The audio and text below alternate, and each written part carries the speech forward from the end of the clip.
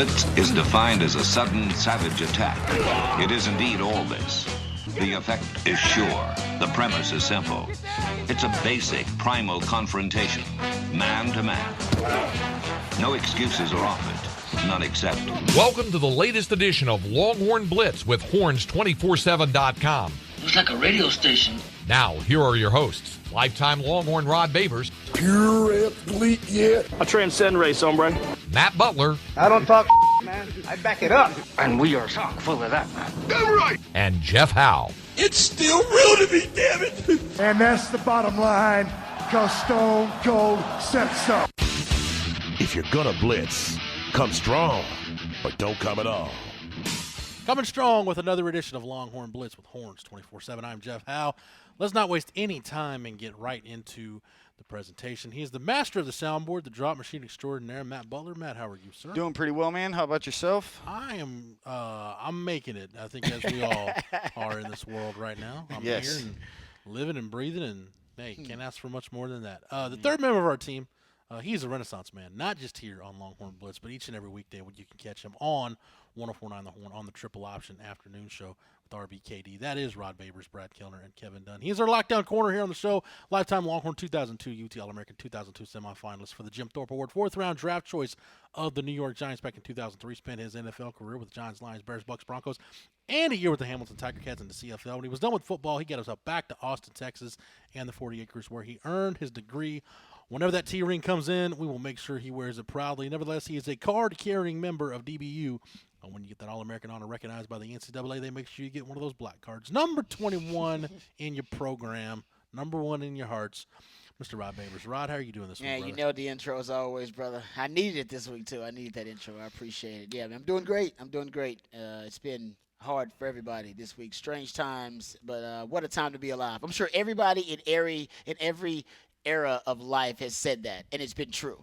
What a time to be alive. Yeah. Yeah. On our show, 2020 just keeps throwing different things at us. And just real quick factoid for everybody listening. Craig went through something to me. We do an inconceivable segment every day. On I heard that Tower today. From 10 to noon. I know where you're going with this one. It was crazy. The last remaining child of a Civil War veteran just passed away in this country. I heard that driving home. And I was like, there's no way. And Craig went down the story and did the math, and I was like, man, I had no idea. It was unbelievable. I couldn't believe it either. I was like, that's no way. I don't even know. That math doesn't work out. The math worked out. Yeah, you guys went down the rabbit hole. And we the did. Math I went down the rabbit hole so far that that's crazy. The Civil War veteran, so his stipend at the time in 1924 when he married this woman's mother, his stipend from the Office of Veteran Affairs was $73 a month. And you might say, well, $73 in 1924. I was about to say, dude, that's pretty good. With inflation today, Rod, that would be a monthly stipend of almost $1,100.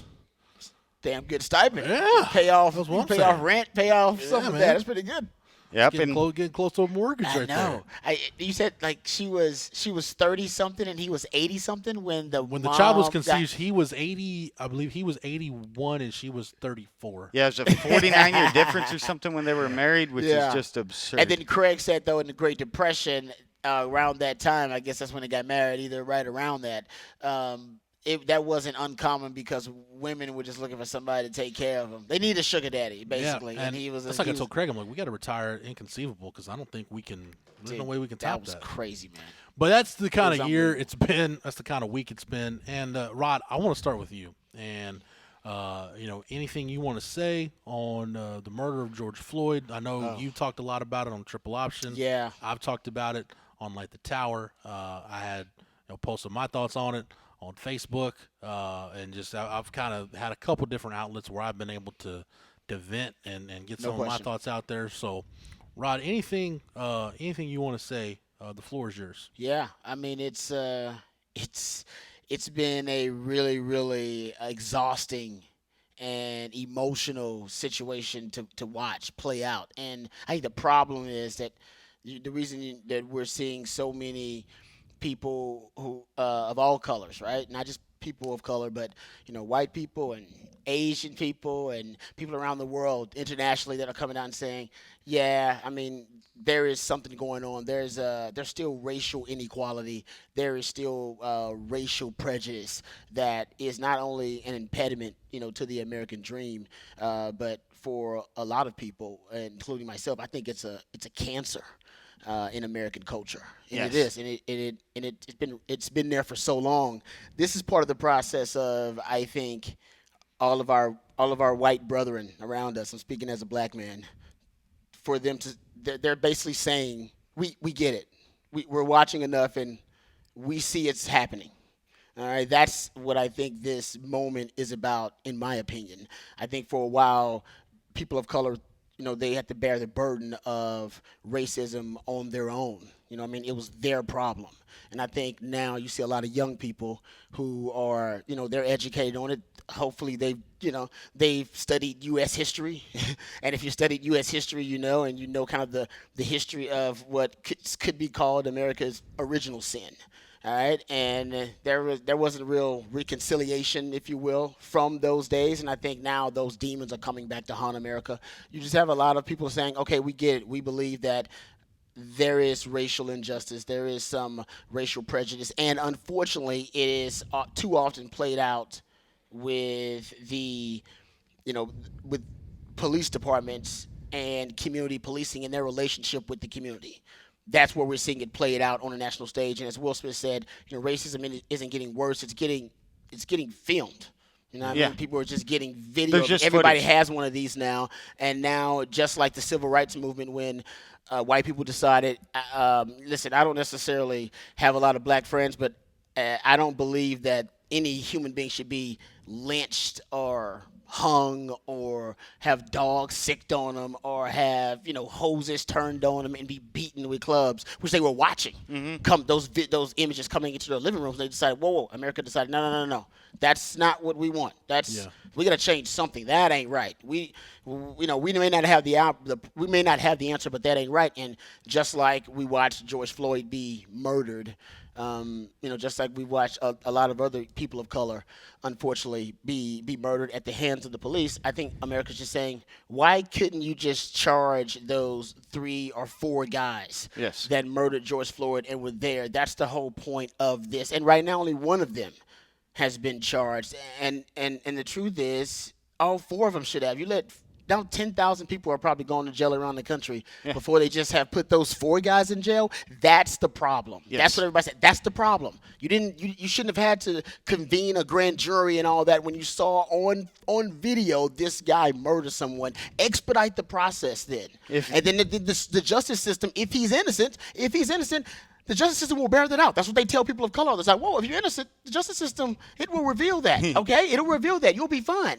And if that's the case, then let him be fine. He'll get up a lawyer, and then we'll look at the evidence. And the truth is, too often that hasn't been the case. I mean, you've watched cops go, unfortunately, without accountability, and even good cops. And there are more good cops than bad cops. We know they're just a few bad apples amongst a bunch, but the truth is, those are the ones who are being exposed. They're part of the problem. Just like on the other side, the looters and the rioters, they're part of the problem. They're the bad apples on the other side, instead of peacefully protesting and exercising your First Amendment right. They're the ones on the other side that are polluting the message. You know what I mean? And you put it perfectly there. You just want equality and want those cops. If anybody is going to be complicit in killing, and that's what the chief of police for Minneapolis said, then any other citizen that's equal would be arrested at that time. Exactly right. And right now, the police are not being equal. They're actually being held above society in that regard, because any other human that had that footage would be charged at this point. And I mean, to your point, Rod, it's something all this past week. Like, I wanted to talk about it last week, but it's always that point that, like, you let people like you have been talking forever about this. The problem is white people haven't listened. And that's the issue what we're dealing with now, because you explained what happened in the 60s and 70s, and it brought attention to it. Yeah. But not everybody listened to it. And that's the issue now with white America, is that they don't listen to what's going on. They act as if they know that well, no, everybody's right. Cops are here to protect these things. And if you are silent, you're complicit. I mean, Obama ran on the platform, say something. It was something that he was telling people to do. And then if that's what we got, the next generation of kids are saying something and do believe in that. And that's what we were taught. And like, I was raised basically by women in my entire family. And you saw the same thing. Women didn't have rights for a long time. My mom had, there are 7 aunts.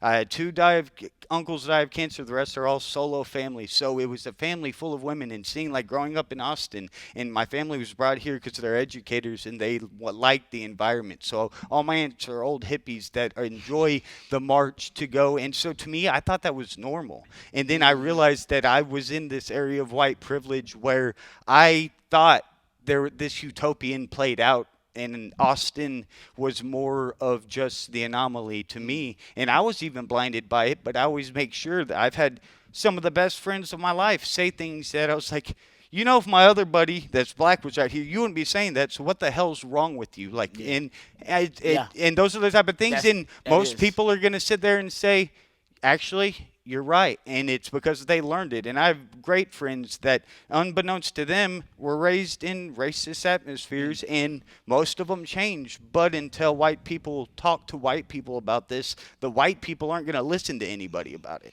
Yep. I revealed something on Light the Tower about myself. I don't know a ton of my friends who know me know this about me. My mom's Hispanic, so there was not that I dealt Rod probably near to the extent that you did with it, but I can remember, one of the early in my life, I probably kindergarten or first grade, having to ask my mom what this specific slur meant. And I remember her reaction and was hoping that I would never have to deal with that. And so I got a little taste of it, but I want to tell you a story that for me, with everything that's happened recently, it was kind of the wow moment for me that really made me think of it. When I was 17, I got pulled over, my hometown by a local PD. And it was raining, and I had an old car. The window wouldn't roll down. So the cop is like motioning for me to get out of the car. And I don't know if it was just at night, if it was the Oakland Raiders jersey I was wearing. I don't know what spooked him, freaked him out. But the next thing I know, he flings my door open, and I've got a gun about a foot from my head. And I'm being held at gunpoint during a route. I had a taillight out. It's a routine traffic stop. And I'm being yelled at to put both hands on the wheel, look forward, do not move. I'm thinking at this point, like, what did one of my buddies put something in my car? Did I get called? Or it's like an out of body experience. Like, you don't know. You're confused. What's going on? So does the whole deal. Asked me for my ID. I reached and he's yelling at me slowly, and I hand him my ID. And again, I grew up in a town population less than 1,000. My dad. Everybody knows my dad. Yeah. He takes one look at my ID, realizes who I am, and says, I'm so sorry. Please, go ahead and go home. This was right by the high school I went to. So high school to my house, 7 minutes. By the time I got home, the cop, chief of police, my dad had gotten multiple calls. Wow. Apologizing for the traffic stop and the way it was handled. And as I think about that now, Rod, I think, you know what? How many... And my dad and I had a really important conversation about that. I was like, here's how you handle yourself at a traffic stop. Yep. Do not give up your civil liberties. Do not get out of the car. You give up all your rights when you get out of the car, et cetera, et cetera.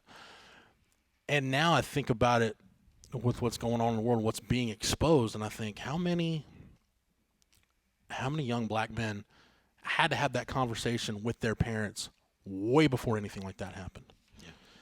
And more importantly, how many young black men didn't get to have that chance to have that conversation because that traffic stop ended with them losing their life? Yeah. And that's been kind of the wow moment for me that really makes you think like, wow, because people do perceive me to be white. I do have that privilege of I got to walk away from that. Yeah. Thank God. With no incident. And so it really makes you think. And I know, and this takes me to the other part of it that I want to discuss. And I know us discussing this isn't going to be popular with some people, but they're a problem. This goes back right to something you said a long time ago, and it really resonated with me. At some point as a society, we stopped learning to disagree without being while being disagreeable. Like we have to we shut each other out. We don't listen when we hear something we don't like. We tune it out. Yeah. We hit the block button. We unfriend people. We disassociate ourselves from people just because it might be a different opinion on a political matter or a social matter or financial, whatever the case is. So we just have to be willing to listen. And look, if you listen and you don't like what you're hearing, that's fine. But I would just encourage everybody to just listen and let's keep an open mind and hear discussion, try to have open civil discourse on both sides of it. And this takes me to Texas, and we've seen not just Tom Herman or Chris Del Conte at the administrative level or the football assistant coaches. I think as a fan of this program, the actions we've seen from Sam Ellinger, from guys like Josh Thompson, somebody like Jace Febres, who was a part of the protests and the rallies over the weekend, the fact that you have young athletes, and not just young black athletes, Rod, young white athletes, young athletes of all different racial and socioeconomic backgrounds that are using their voice, using their platform to promote positivity and promote equality. And, hey, we recognize that there's a problem. Let's move on from it. I don't know how, as a fan and a supporter of this program, you couldn't be happier or prouder to support the University of Texas than you are right now. And I'll say this, if your response to all this is, hey, stick to sports, I want to tell you one story, and then if you guys want to finish up, fine, but, we'll move on. I had a conversation over the weekend when all this stuff started with a former Texas player. And I'm not going to name the player because the player specifically, he didn't want to have his name attached to the story because he's like, look, I know how some people are going to react. They're going to say it's BS, that it didn't happen, and I don't want to deal with that. I was like, I've got your back. I was like, let me handle it because I think people need to know. And those are the people I'm saying that aren't listening. Right. When he was an active player, he was on campus and was just said he was walking in West Campus one night and had a group of white, I don't know if they were students or just white kids gathered on campus, down on West Campus, that threw bleach-filled water balloons at him and shouted racial slurs. No other reason other than he was just a young black man in the wrong place at the wrong time. And we were talking, he's like, they didn't even know who I was. They didn't know I was a player or anything. He's like, I was just in the wrong place at the wrong time. I was like, you know what's sad? I was like, it's probably the same people that cheered for you when you made a play on Saturday. Mm-hmm. So just be cognizant of the fact that if you want to tell an athlete to stick to sports, to stick to standing, getting in the end zone or putting the ball in the hoop or whatever, and Rod, I don't know if you can speak to this, but and I'm not saying this to disparage anybody in the city of Austin, because as Matt, you pointed out, we live in one of the most liberal, progressive, melting pot cities in the country. Fantastic. Yeah. But I say all that to say this. The next time you want to tell an athlete at the University of Texas to stick to sports, think about the stuff they deal with on a daily basis that we'll never know about, either because they choose to just block it out and move on, or they know that's the response they're going to get, therefore they choose not to talk about it publicly. Yeah, well, the stick to sports comment and retort, and trust me, I don't agree with that opinion, but hey man, you're entitled to have that opinion about, hey man, stick to sports. But it dehumanizes someone. Exactly. You know what I mean? Like so we're all humans. If you can sort of think about that very simply, that we all go through different things. And I know there's another side to the argument about race relations in this country. There are some people that don't believe that there's anything that is wrong with our justice system and race relations. There are people that don't. Oh, yeah. Like, man, there are a lot of people. fine. I don't know what you guys are talking about. America's good. And you know what? They're entitled to that opinion. I totally respect that opinion.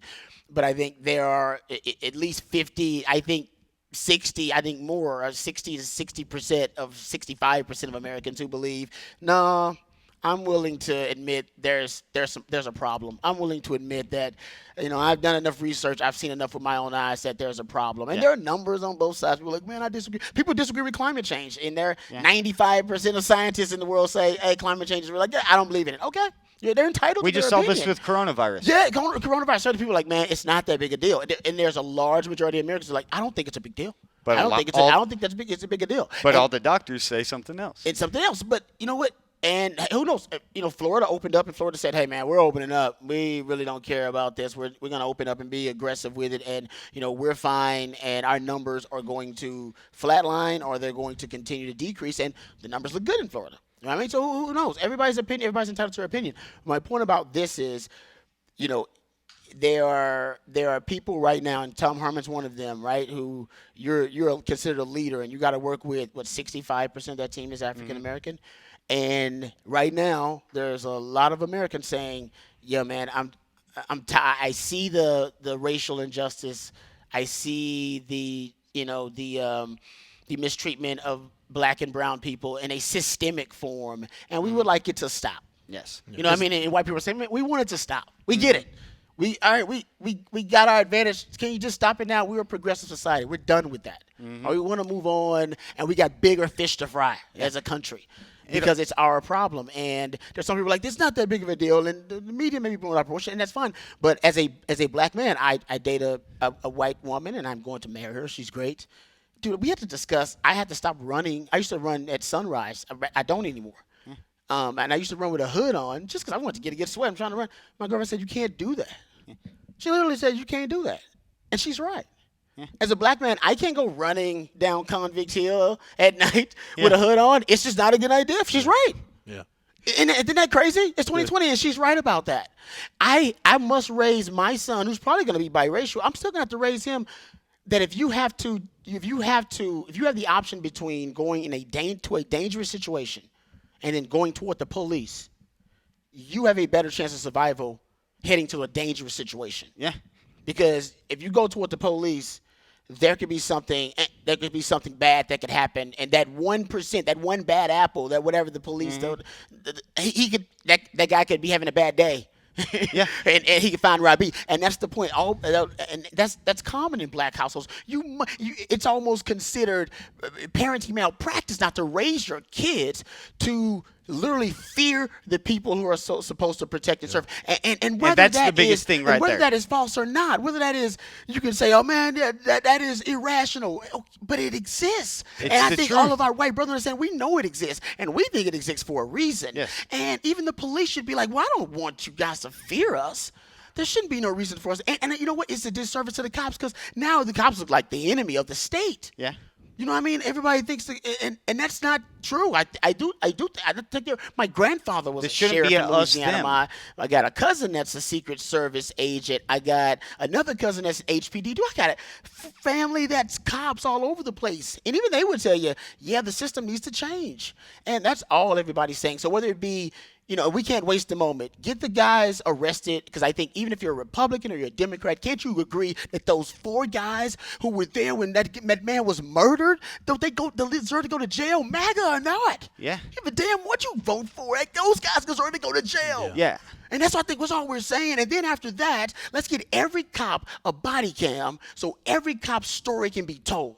So nobody can tell the story of the cop. So nobody can point fingers at him and he can say, "Man, I was in a dangerous situation at one point. Y'all don't understand." No, I want to understand. Yes. So let's get every cop a body cam, and let's go back to community relations with our police. Absolutely. You know what I mean? Absolutely. The cops should know all the business owners in that community. And you know what I mean? There should be more training for cops instead of just self-defense and firearm training. Rob. How about community 100%. relations training? How about, teach them how to relate? Most people, I don't think they are racist. I think racism is taught. Yes. That's just what I believe. And then we all must agree that if it's being taught, because black people are teaching it. We're teaching stereotypes to our kids about cops. Yeah. That's what we're doing, basically. Yeah. All cops aren't bad, but I got to teach my son Survival. to run away from the cops anytime, any situation. Do not call the cops. You don't want to be in a situation with them. That's crazy. And you've chronicled those things. Yeah, so my point is, I think we got to get back to some basic things, man, and we got to help our police, because they're ill-equipped to handle what's going on right now. They're not equipped to handle it. You know what I mean? They don't have they don't have right now the communication skills with the community. They're not giving them communication skills so they can go into the community and they can de-escalate situations instead of them always escalating. And if my life was on the line here, I don't know if I'd always make a good decision too. They got to be better trained, and if they're going to train them more, they got to pay them more, and then they got to make restrictions on who becomes cops. Don't let the bad apples in. Let's let nothing but the good apples in, and let's pay the good. Let's pay the good apples good money, and let's protect them. Let's give them resources. It's a failure all around. It ain't just. You're good, Rod. You're good. Just take your time.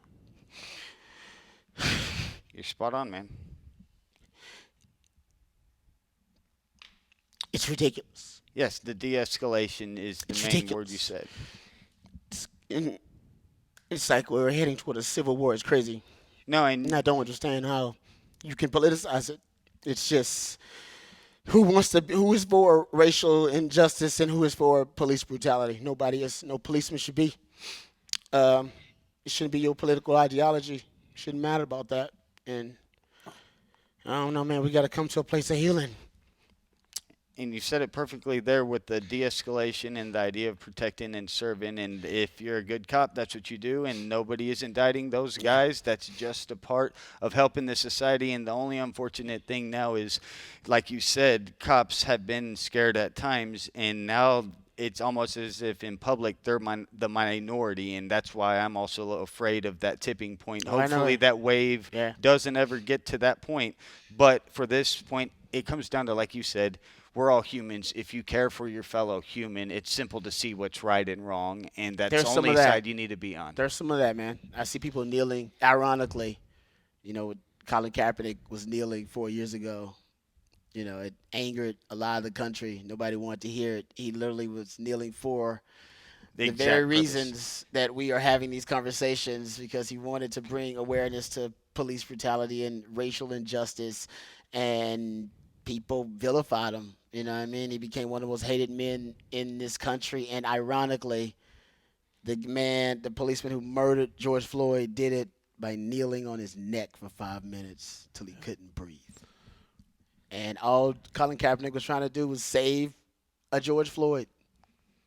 Yeah, and he did it. He did it by taking a page out of MLK's playbook, who everybody wants to quote: civil disobedience. Find a way to bring awareness to the cause, bring it into everybody's living room, and do it in a way that are not going to hurt anybody. It's not going to be looters and rioters. He even told Eric Reed not to protest with him. He said, man, don't protest with me. I'm going down this avenue alone. He knew. It's going to be the end of my career. You shouldn't do it with me. He discouraged players from kneeling with him because he knew. He said, it'll be enough when I do it, and trust me, he knew the ramifications. And he did it silently first. And he did it, yeah. And nobody thank noticed. God for Nate Boyer, because Nate Boyer is the reason that instead of sitting, he kneeled, because Nate Boyer, lifetime Longhorn DBU shout-out, decided to tell him, who didn't agree, by the way. But understood. Didn't agree with him, but he said I fought for your right to do it. I risked my life, so you had a right to your First Amendment right to protest. Very simple. In any form you want to, as long as you're not harming anybody, you can do what you want to do. And he said you should. And it's more honorable to kneel, though. We kneel, and we honor something by kneeling, and that's why I love that. I love that Longhorn DBU interjection into the conversation. And Now people are kneeling across the country. I don't know if they're doing it for Colin Kaepernick or they're doing it for for George Floyd. I have no idea. Well, but it's ironic. It's Shakespearean irony that in the end, Kaepernick can win at the end. The one thing that he was trying to get everybody to do 4 years later, everybody wants to jump on board and do it. And it's like, and Colin Kaepernick was just trying to do it like MLK taught us all how to do it, And you didn't want that protest, and now you don't want these protests either. Yeah. Well, hell, man. We got to figure out a way to protest now. I wanted to do it on the biggest stage in America, on the biggest TV show in America. I'm going to take a knee, and everybody's going to talk about it. And then they'll talk. Initially, they'll get to the conversation is what he thought the message, and it didn't. It got polluted, and they thought it was against the flag, and they thought it was disrespectful to the military and the cops. And okay, I guess. All right. Sorry. No, Rod. No apologies needed. You poured your heart out, man, and I just want you to know I love you. And I love you too, man. I love you guys, man. I love all. Man. It needs to be more of that too. I'll say this: something you hit on. I think to me is one of the overriding things on this. I'm all for you, man. We can gather in peaceful protest. We can do all this. If you don't like the way things are, make sure your ass is registered to vote. Amen. I don't care who you vote for, man. But if we can be on social media and complain about it, if we can use all the hashtags we want, if we can, be in the streets, if you don't like the way things they are, or maybe you're, like you said, Rob, maybe you're just one of these people that says, hey, I like the way things there are.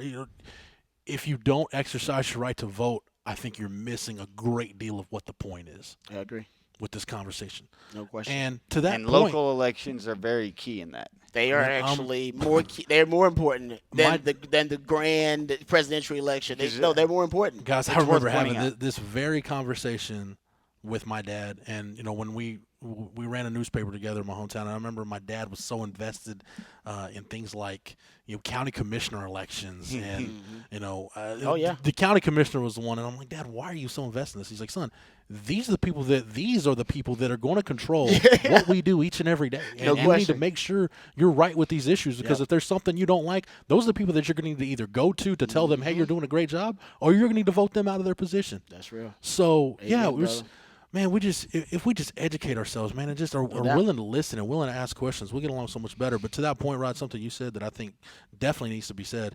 There's two groups of people that I think need all the financial backing of the government as possible, because I don't think you can have bad apples in either of these professions. I think one is police officers. I mean, we need to make sure that our law enforcement officials have all of the tools that they need to do their job to the best of their ability. It's our job. And to the point I'm also focused on, which is let's educate ourselves, let's be smart. I'm sorry I'm going to use this platform for this. I think the public education system in this country and in this state is a freaking joke.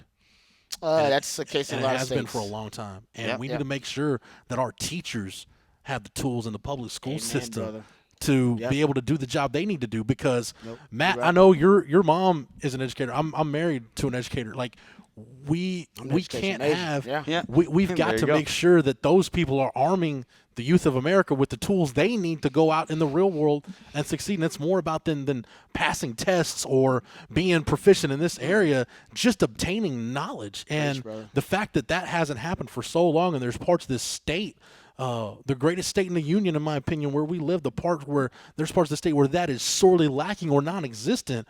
Man, a lot of days that makes me sick. Yeah. And that's the kind of stuff that we need to change also. And those are the type of things that whenever you start talking, who's most impacted by that? It's minorities in cities, and those are the type of things that systemically are wrong with this country, that you can phrase the semantics around the labeling however you want, but it's the same reason why you have those same people impacted the most by COVID. Those people impacted most because there aren't other options, and then when you do have, say, the majority having other options and other things that they're meant, it allows you to have that privilege to be able to live a better life. So I understand there's going to be people that this show isn't popular with, and they will tell us to stick to sports. But you know what, man? Sometimes it's bigger than talking about Longhorn. We're football. humans too. I think that's dead, though. I hope it is. And we saw that with Texas, right? We can get to Texas. I mean, Tom Herman had one of the most heartfelt displays on the Colin Cowherd show. I think he almost brought Colin Cowherd to tears, talking about how he looks at these players on his team as his he spoke like a father, and talked about his own dad and how his dad passed away and was raised by a single mom. He said, I just want to take their pain away. You can see the hurt, confusion, you can see how the fear, you can see it all right on their faces. You know what I mean? You can hear it when he talks to me. He said they had a 3-hour virtual chat with the team, and I can imagine the stories that were told and tears shed. All I'm that sure kind of stuff. that team meeting wasn't all sunshine and rainbows. Yeah, I know it wasn't. Yeah. I know it wasn't. So, I mean, Sam Ellinger put out a statement, on social media about it, and talked about, kind of his experience, how the locker room brought him closer to a lot of guys of different, backgrounds and socioeconomic backgrounds and different shades and different colors and different ethnicities. Same thing with me. I thank my mom that, my brother went to majority African American schools all throughout his youth. My mom with me, she changed it when in elementary, I went to probably mostly black school, probably 95%. And then I went to Persian middle school, which was pretty much a third, you know what I mean? White, black, Hispanic, and Lamar High School, which is in the richest part of Houston, in River Oaks. Because she was like, no, I need you to get to know other ethnicities and other races. You need to learn how to talk to other races. You need to be comfortable around them because I don't want you to be ignorant. To other races. My brother got that experience when he went to the Air Force. You know, I mean, I think everybody kind of needs that. And Sam Ellinger talked about the locker room. And for a lot of people, I think the locker room is that experience. Oh, yeah. That's if we could put America in a locker room right now, it'd solve all these damn problems. Yes. I think everybody would be in a football locker room goes, yeah, pretty much. Yeah. I don't remember us talking about any of that stuff, but we cared about each other as human beings on a different level. Yes. It didn't, and I know there were guys in there politically that didn't see the same, and I know there were people in there who probably were gay, but that didn't matter. None of that stuff mattered to us. Yeah, that's, I talk about coexisted. Yeah, I talk about my experience around the locker room doesn't extend beyond high school, but I remember, and I'll shout him out, Greg Carter, my high school football coach, who's an assistant here in the Austin area, Vista Ridge, used to always tell us, is like, once you walk through that door, it doesn't matter if you're white, brown, black, rich, poor, both parents, single parent, no parent, you can leave that all at the door right here because we're all working for one thing. We all are driven by a common goal in here. It doesn't matter. Yep. Yeah. And that's one thing what makes the Kaepernick issue so absurd, too, because the second they walk out of that locker room and the rest of America consumes it, it's totally altered and different. That is true. Yeah. Because I will tell you now that there were gay players in their locker rooms for years. There were guys, Deion Stockton was like, oh, man, yeah, we had gay players in the locker room. Like, we knew who they were, and it wasn't a big deal. You know what I mean? It's and even, I think, you tell a story about Michael Sam, I mean, they said the guys knew that, he was gay. And teammates, they didn't put it out there until he wanted it out there. Yeah. So, respecting the rights of the guys. I mean, I don't know how the guys feel about that kind of stuff. You know what I mean? If they're against it or for it. And I don't know why anybody would be against it. But, when you respect your fellow man, you're letting him put himself out there. That doesn't come up usually in a team atmosphere. Like, we don't care about that. We care about the human being. Exactly. And then you get to learn stuff like that and go, oh, interesting. Yeah. All right, good for you. You listen to what the human was saying, and that's the same. Now I have a relationship with the man or, or the woman. All that other stuff is periphery. Yeah, and that's where, like, full circle with what you were saying, we're all humans, and to the stick to sports crowd, it's like, okay, when you come home from work, do you expect everybody to just make you talk about your work for the rest of your life? Do you talk about anything else in your life? And just think about that. Yeah. Rod, I got something that I think will make you feel better. I do truly believe that the racists and the bigots and people in that group, we've got them outnumbered. I think so. We've got them outnumbered. I think so. I think politically it doesn't matter what side of that. No. I think this is not people to me. Are like, man, racists and bigots gotta go. And maybe this is is me being naive. It shouldn't be looked through red or blue glasses. I know, but everything is. We turned a pandemic into something, a political volleyball. Dude, we'll turn anything into political. That's just what we do. It's something in our human nature that wants to do that, and obviously things that divide us. But there's more that unites us, or more of a learned behavior that we have. Yeah. So, but the locker room is a perfect example of that, and I think people don't understand, and Jace Febris was very vocal this past weekend. Andrew Jones was very vocal on social media, and Jace Febris was actually out at the protest in Austin. And the Oklahoma player that tested positive for COVID, I mean, Oklahoma State, right? Beniga, is that his name? Yeah, you're close enough. All right, I'm sure I screwed it up. I don't know how to pronounce it. But he said he was out to protest, and that's probably how he ended up getting COVID. So you see these young guys and these young student athletes, and they're going to have their voice heard. They have a medium to do that. Tom Herman and CDC have already said they're not going to discourage the young men. Remember, Lil Jordan Humphrey had the letter to America or whatever, and everybody was some people were upset, and then they were like, CDC, you should say something to him. CDC like, man, this is First Amendment right. He can just say what he want to say. Exactly. He's a student athlete. This is his platform. Don't get mad because his platform is larger than your platform. Oh, but the image. That's what Tom Herman said. He said, I'm not gonna deny these guys this great platform for being a student athlete at the University of Texas, one of the biggest brands. So it's gonna be, because remember Shaka a couple of years ago, he got into some political waters, remember, and he talked about the country and who they elected, and then got into some of the history of the country a little bit. And Brian Davis reported that the president told him, stand down, like don't do that. Don't stick to Texas basketball. And now it's amazing. We're just in a different world. Just for a few years later, I mean, talked about Colin Kaepernick and Shaka Smart even getting reprimanded for getting into those political waters. Now talking about social issues and talking about racial issues or maybe even political issues. Now people are getting criticized for not doing it. Now, if you don't do that, whoa, Michael Jordan even had to say, said something. That was amazing. It was like, whoa, Michael Jordan said something. Michael Jordan never gets into political waters or any social issues. So I think the time, some Americans are not going to like this. The time of you looking at your sports stars as just, he's my fantasy football, pick in the third or the fourth round. I think those days are done. You're going to have to decide between whether you want to root for the human being who also wears that jersey for that team, because these guys they're going to start making their opinions known, and we're not going to like it. And by the way, that's going to be on both sides of the aisle. And that's There'll be some other guys on the other side that will go, well, you know what, I disagree with this. They'll make their opinions known. But you know what? Some of those will be in the same locker room, and it won't be a big deal there. Yeah. Because we can disagree, as you pointed out, Jeff, without being disagreeable. Yeah. But there's some things we should all agree on. And yes, what's right and wrong. Very simple things. Some things we gotta find middle ground on. That was my issue, like with James Dolan with the Knicks. Like, well, we didn't we didn't feel we had the proper perspective or however. Where I'm like, you can't come out and say racism is bad.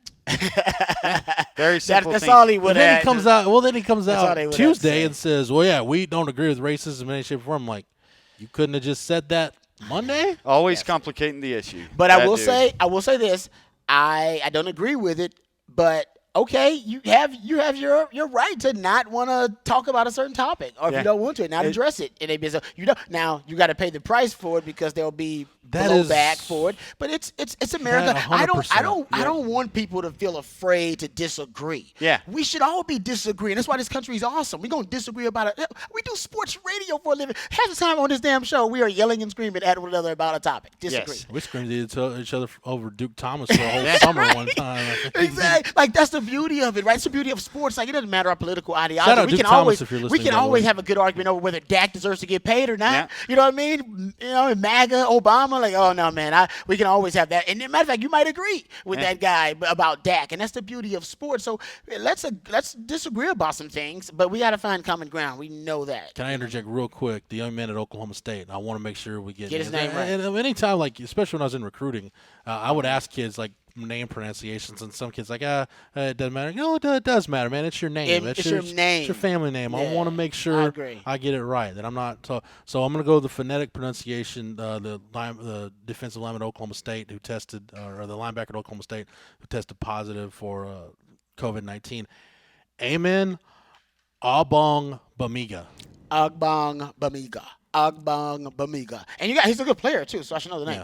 Yeah. Agbong Bamiga. I like the name. Once you get it, it's rhythmic. It is. Agbong Bamiga. It is rhythmic. Yeah. Agbong I don't want Bamiga. to be insensitive, but it sounds like maybe a dance or something. It is great. I agree. No, it's not insensitive. That's second team All Big 12 performer last year. Yeah. It was athletes, if you're listening, like, and somebody asks you how to pronounce your name, don't say, it doesn't matter. I don't care. No, care. Make it matter. I agree with that. That's good advice. It's your name. So we got a little bit of time left in the show today, and I wanted to go over this, guys. Texas is starting to bring athletes slowly, getting guys back to campus. And I saw Jake Lange, one of the guys in the player personnel department, tweet Junior Aguilar came back to campus. And you would figure, like, some of the out-of-state guys, probably to get them ready for that June 15th deadline, you probably need to get them back and get them tested and make sure they're ready to go in case they do need to be quarantined. Rod, we talked about the Oklahoma State situation, and I don't want this to sound insensitive or anything, because you're talking about human beings, but you can almost look at this, Rod, and say this is kind of a trial run, so to say, on how to do this stuff while you've got small number of student athletes that are coming back to campus or coming back into town to see, okay, hey, if they do test positive, how do we quarantine? How do you handle asymptomatic cases differ from symptomatic cases? Like that. Yeah, you're right. I think the Pac-12 I saw came out and said they're going to test everybody. and that's COVID testing and antibody testing. Everybody's getting I like it. that. And you should pay for the non-conference teams you're paying to come in town. The schools with the money should be paying for those too. That's part of it. I heard on my way over here to record this. I was catching Chad and Trey in the car. I believe Chad reported that Arkansas, I think, is one school that they're only going to test symptomatic student athletes. So, so they'll do like temperature checks and all kind of stuff. yeah, and if you're exhibiting symptoms, but this comes from Jay Hartzell, who's now officially, now that we passed June 1st, so Greg Fenves is officially now no longer the president at the University of Texas, and Jay Hartzell is the interim president. And I just want to read this letter. And we've heard Tom Herman say some stuff about how they're going to, the process of getting guys back and getting them tested and making sure they're ready to go for voluntary workouts on June 15th. This is from Jay Hartzell's letter, which came out Wednesday morning. A recent Big 12 directive will enable football student athletes to begin voluntary athletic activities on campus with UT strength and conditioning staff present starting June 15th, which I think we all were very much aware of that. The student athlete return to campus task force is finalizing the policies and procedures to safely support these activities. The first phase onboarding program will consist of a robust screening process that includes testing, physicals, and questionnaires, mandatory physicals, daily screening, and COVID-19 safety education / training conducted by the sports medicine staff must be completed before student athletes may begin the second phase of workout program. So, Rod, Texas has got their parameters in place for how they're going to handle it. And all this, it's all ramping up to, are we going to have in what iteration, I should say, for lack of a better term, are we going to have college football in 2020? We haven't spent a ton of time talking about it on this show, but I think it's worth it to bring it up now because, okay, now you're getting guys back to campus. We're seeing guys test positive, et cetera, et cetera. Now we're starting to see, okay, what are going to be the effects of this, and how? More important, the important part for me is how are these schools going to handle it, and what does that kind of give us a snapshot to into maybe how they would handle it in the fall? I know. I mean, it's the questions seemed almost. I mean, it's infinite amount of questions that come up in scenarios because I mean, right now they're phasing guys back into kind of on campus activities, right? They're phasing guys back in, but. More issues are going to come up when the student body comes into the equation, right? When they allow people back on campus. Those questions we don't even know. You know what I'm saying? So, yeah, exactly. Unknown California is scenarios. not allowing any of them so in. by the time you do master a protocol and master a way to do things, it's going to be obsolete. Yeah, because you even had SEC So you're right. You just got to have really smart people that can adapt to this situation. Because you already had in California saying that state schools weren't going to have kids on campus, and that's talking like a UCLA or a Cal whenever they come in. And then one with South Carolina saying their plan was USC? That's the Cal State system, so that's different from Berkeley and UCLA are separate from that. You're talking about like the Cal State school. That's okay. Fullerton, well, then I know one in South Carolina ended up saying that they would have kids until November and Thanksgiving break, and then after that, because of the idea that COVID's going to overlap with flu season and be very relevant, that they aren't even going to have kids back after Thanksgiving. So Texas and Texas A&M have followed suit with that. Basically, you're going to start the semester earlier in August and basically say, hey, once you're done with Thanksgiving break, nobody comes back. You'll just do final exams and I mean, Rod, you guys know how it goes. I mean, once you get back from Thanksgiving, you're pretty much just reading and reviews and getting ready for finals anyway. So they're saying all that stuff's gonna be done remotely because you got to do all that in the spring semester anyway. So it shouldn't be foreign to anybody. If they're off by a week or two, that admits though there could really be an issue of this though, where they don't want kids on campus, which could really murky the waters for athletes. Oh, they're definitely going to have kids on campus. Now, how many? They may go 30%. Most of them online, but only athletes, so they can have college football. Because USC even announced they're going to have some kids on campus. So. Yes, and that's all so they can have college football. Well, they're private, mostly, so they can do. Yeah, they can do whatever they want to do. It's true. And I think I've seen this, Rod. Some schools, I think, have given students a chance, the opportunity, I should say, if you want to, if you don't feel like you can be on campus. I've seen some literature where you can. I know, but then I know there's questions about tuition difference between people who are going to do it online. I know that's been a hot button topic. Out of state kids. As well, yeah. So I don't know. There's a lot to deal with, and then the infrastructure. I mean, all those buildings have to be running, even if say only a certain amount of kids are on campus. But you still have to have all the facilities, everything running, all the meal plans, all the employees, and all those things. There's so many layers to it. Yeah, and that's why when we talk about, okay, are we going to play football in the fall? It's not just as simple as figure out how many people can be in the stadium and give them masks and do temperature screenings at the gate. Like, no, like for these schools, in a lot of cases, guys, you're talking about completely taking your infrastructure as you've known it forever and turning it upside down. And then being afraid of liability if you don't do something right and are neglectful in this situation, and you were supposed to be a place of higher learning, and that's what they're most fearful of, because you can be liable for these situations. And hell, I would rather have Texas going to LSU to an empty stadium, because Texas might get a gift and not have to play with any stands and fans in Death Valley. But the reality of how to make this be implemented so quickly is going to be surprised. I wouldn't be surprised that they still, because there's no reason to rush it. You can always push back, and all other sports need football to start first. I heard the Texas soccer coach was on the Horn a couple weeks ago and was talking about, well, until football decides anything, all of us are just waiting, because they fund everything, and there's not going to be anything. So, in theory, you don't want to mess it up if there is another wave. So, you may see something be pushed back only because you easily can do so. You don't have to have your season end in January this year the way it always has in the past. It can easily be bumped back to make sure these parameters, or if you want to make sure the stands are filled, things along those lines. You don't have to rush it so fast. Yeah, I mean, I had Kendall Rogers, the co-managing editor at D1Baseball.com, which those guys do a phenomenal job covering college baseball. And I had Kendall on the show and asked him, I said, when you talk to college baseball coaches, what's their biggest concern? He's like, honestly, he's like, whether or not you're playing football, because that's if you don't have everything. If you don't have football, it changes the game completely. Well, they all can't survive. It's that simple. If football doesn't happen with the TV money for football, and then for the smaller schools, gate receipts, they cannot pay. That's why you had St. Ed's cut all these, and all these other schools have to cut stuff, because they can't pay for things. And football pays for the entire athletic, 85%. The other 15% comes from the NCAA tournament, and that's it. Yeah, but then I think maybe Chip Brown put it out there that 70% of the revenue that comes from football comes from actual fans attending. Yes. Either because they're the ticket sales or the concessions, and then big money. buying big money being there, buying boxes, whatever. So that's a concern too. Yeah, you still got to pay for everything, but can you pay for everything when you're only going to get, 30, 40, 50% of the fans in the stands? And we're talking Power 5 schools can survive TV contracts. That's 60 schools, 70 schools. The other 70 D1 schools, and then every D2, every D3, those are all gate receipts, and that's what they basically live on. And then they have sort of what would be viewed as a local TV deal with whatever's going on. Man, it is a logistical nightmare, and Rob, and they got to go quick. We've seen it in society, like with restaurants, as we've done kind of the phased reopenings of things in Texas.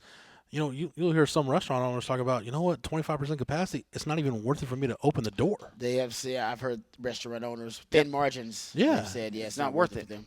But to your point, Matt, I think to kind of wrap up everything you said, when you talk about football, and Rod, I don't know where you stand on this, but I think you're on the same page with me. You got to get this right. Like you're not going to get a do-over. Yeah, and I agree. I think whether it's and that's like Tom. That's where you need something like the NCAA, but they don't do anything. Leadership. Don't get me It'd be started. nice. Right now's the time to disband from the NCAA. The Power Fives could just go do their own thing right now, and it probably. They're the only ones that choose to not give a football championship and only profit and take a cartel cut off the top. Yeah, you don't get me started. I know. We only have a couple. We can wrap it on that. But no, and this is why you've heard Crystal Conte and Tom Herman talk about this. Like, you most of your time right now is just spent making contingency plans, because if you're Tom Herman, you've got to plan. Okay, here's what happens if I get. If I'm able to have, the full-blown mandatory team activities. Here's what it looks like on July 1st. Here's what it looks like on July 8th. Here's what it looks like on July 15th. And that might not sound like a big deal, but if you're talking about, is there kind of a mini camp deal in there before fall camp? Rod, you're talking about 6 to 14 days like that. That could drastically alter what your preseason looks like. Yeah. So it's just it is, like I said, the best way to put it, man, at all levels of collegiate athletics and everything else, dude, it is a logistical nightmare. They're going to try to figure everything. No question. For sure. They're going to try. There's just too much at stake or at least I would say the doomsday scenario of not playing college football is something people don't really want to fathom because financially, I mean, that is absolutely devastating. It'll kill all other sports Tons of this people year. are going to lose their jobs, shut down athletic departments, some sports canceled forever. You can't. So I think they're going to push through and try it, and we'll kind of see how it goes. That's why I think at least if we don't know, you're playing games without fans, which I think for athletic directors and coaches is the worst case scenario, like to not have fans in the stands. At least at that point, at least for the Power 5 schools, at least you're getting your TV money, so at least you got something. And you have money to pay the non-conference games. Yeah. And some people get some money. I mean, those $1 million payments for a team to come play Texas is the biggest payment for those schools. We'll see. Honestly, the protests are the best experiment that we could have because if there's going to be a surge, because there hadn't been large mass groups of people hanging out, there were thousands of people everywhere, in every city, every state in America. Every state represented 71 different cities. So if there's going to be a resurgence of the COVID virus, we're going to see it in the next 10 to 14 days. We're going to see it in the next 2 weeks to a month. We'll know, and then we'll know if we're in a danger zone or not. And if not, masks work very well, and being outside transmission's not that bad, and we'll know a lot from it. Good sign for football. It'll be a really good sign for football if there's not an increase in COVID transmissions. Right. All right. I want to thank everybody that listened this week. Thank you guys so much for hanging with us and letting us have a little bit of your time during the week. Matt, thanks for everything, man. You're more than welcome. Rod B, appreciate the time and the knowledge. Anytime, brother. Anytime. For Matt, for Rod, for Travis, the best damn videographer in the podcast game, for everybody at the Horn 104.9, 101.9, AM 1260, streaming on the Horn app and at hornfm.com, where you can hear Rod B each and every weekday on the triple option from 3 to 7. Shameless plug. Also get me and Craig Way each and every weekday on Light the Tower from 10 to noon. And thanks to Matt, you can get all of our archives, classic interviews, and shows all on the Longhorn Blitz SoundCloud page. Just type in Longhorn Blitz. Don't forget to find us anywhere you get Horns 24/7 podcasts. That's what you search wherever you get your podcasts. Google, Apple Podcasts, Stitcher, Spotify. Just search Horns 24/7 podcast. You get us, State of Recruiting, and the flagship just by searching Horns 24/7 podcast. And don't forget to like us and leave us a review. 5 stars are preferable, but leave us a review. That's how we keep this thing going. For the Horn family, for the Horns 24/7 family, I'm Jeff Howe. Thank you so much for downloading and listening, and we will catch you again on the next episode. You've been listening to Longhorn Blitz with horns247.com. Remember, for the latest Longhorn news 24/7, visit horns247.com.